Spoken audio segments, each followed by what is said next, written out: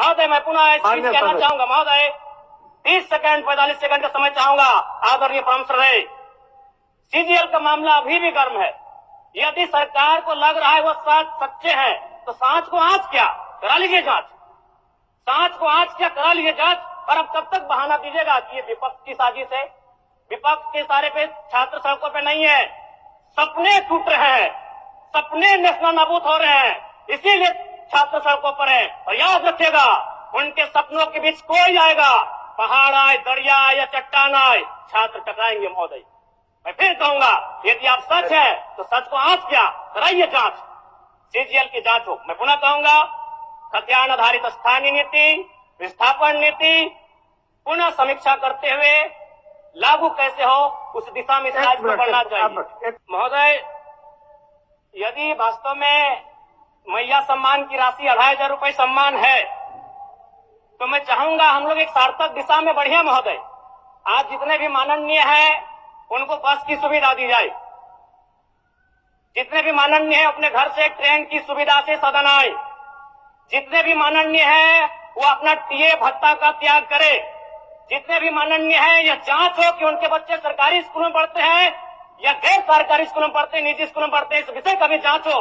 अगर उसमें अगर कसौटी में उतरते हैं हम कहेंगे ये मैया सम्मान योजना है, और नहीं तो इसे केवल और केवल जिस सपने के साथ ये राज्य अलग हुआ था वो सपना कहीं ना कहीं अधूरा होगा महोदय। 2500 रुपया सम्मान की कसौटी नहीं होगा। सम्मान तभी होता है जब समानता से आता है, समानता है तभी सम्मान है। अगर समानता नहीं है महोदय तो किस सम्मान की आप बात करते हैं? अध्यक्ष महोदय, आदरणीय मुख्यमंत्री को दोबारा बहुमत से चुनकर आने के लिए भी धन्यवाद। माननीय वित्त मंत्री के द्वारा अनुपूरक बजट, द्वितीय अनुपूरक बजट जो 4,833 करोड़ 39 लाख लाया गया है, जबकि यही सरकार ठीक कुछ दिन पूर्व प्रथम अनुपूरक बजट, माफ कीजिएगा, प्रथम अनुपूरक बजट 4,833 करोड़ 39 लाख का लाया गया था। और आज पुनः द्वितीय अनुपूरक बजट जो कि 11,697 करोड़ 45 लाख की राशि लेकर आए हैं।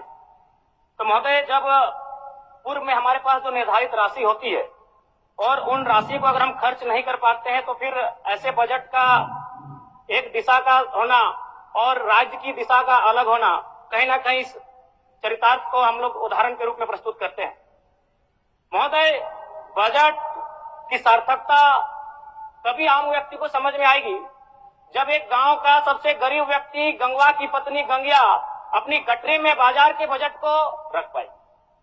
आज तमाम माननीयों ने, हमने भी सोचा था कि पक्ष की तरफ से विषय को रखा जाएगा, विपक्ष वाले तर्क को प्रस्तुत करेंगे और इसी बीच में एक नया नवेला युवा सीखने का कार्य करूंगा। लेकिन मैक्सिमम समय इन्होंने दिशाहीन मुद्दों पे रखा। तो मैं, चूंकि मैया सम्मान योजना मूल बिंदु रही, केंद्र बिंदु रही, किसी ने उसे सम्मान कहा, नारियों का सम्मान कहा, महिलाओं का सम्मान कहा, हम लोग भी महिलाओं के सम्मान के पक्षधर हैं। हमारे एक भाई कह रहे थे कि 2500 रुपए की राशि जब एक स्कूल कॉलेज में पढ़ने वाली बहन को दिया जाएगा तो उससे वो स्कूल कॉलेज कागज, कॉपी, कलम की सामग्री लेगी।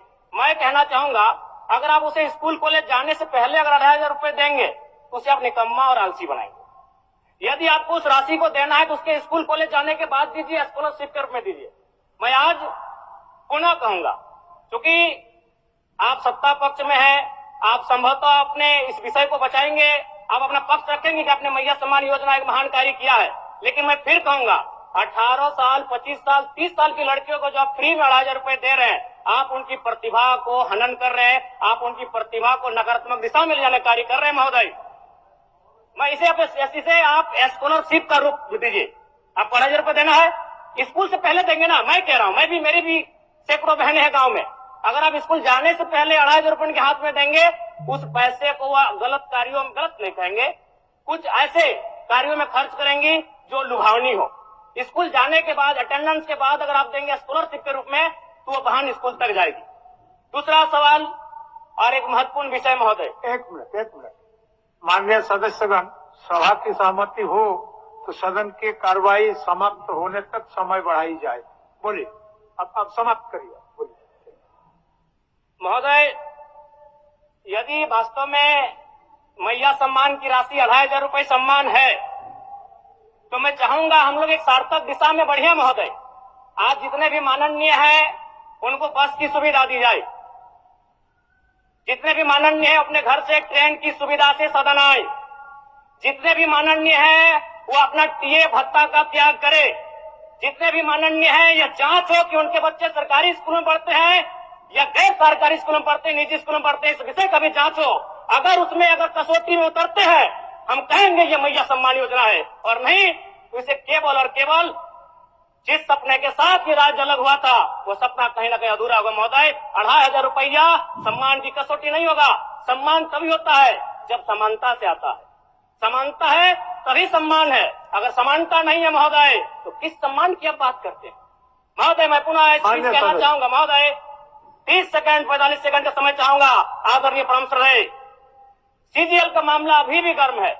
यदि सरकार को लग रहा है वो सच्चे हैं तो सांच को आंच क्या करा लीजिए जांच, सांच को आंच क्या करा लीजिए जांच। और अब कब तक बहाना दीजिएगा कि ये विपक्ष की साजिश है? विपक्ष के सारे पे छात्र सड़कों पे नहीं है, सपने टूट रहे हैं, सपने नेशनल नाबूद हो रहे हैं, इसीलिए छात्र सड़कों पर है। और याद रखिएगा, उनके सपनों के बीच कोई आएगा, पहाड़ आए, दरिया आए या चट्टान आए, छात्र टकराएंगे महोदय। मैं फिर कहूंगा, यदि आप सच है तो सच को आंच क्या कराइए जांच, सीजीएल की जांच हो। मैं पुनः कहूंगा, खतियान आधारित स्थानीय नीति, विस्थापन नीति पुनः समीक्षा करते हुए लागू कैसे हो उस दिशा में राज्य को बढ़ना चाहिए। और महत्वपूर्ण विषय महोदय, मैं ये कहना चाहूंगा, हो गया माननीय जयराम कुमार जी, हो गया। धन्यवाद महोदय। सरकार के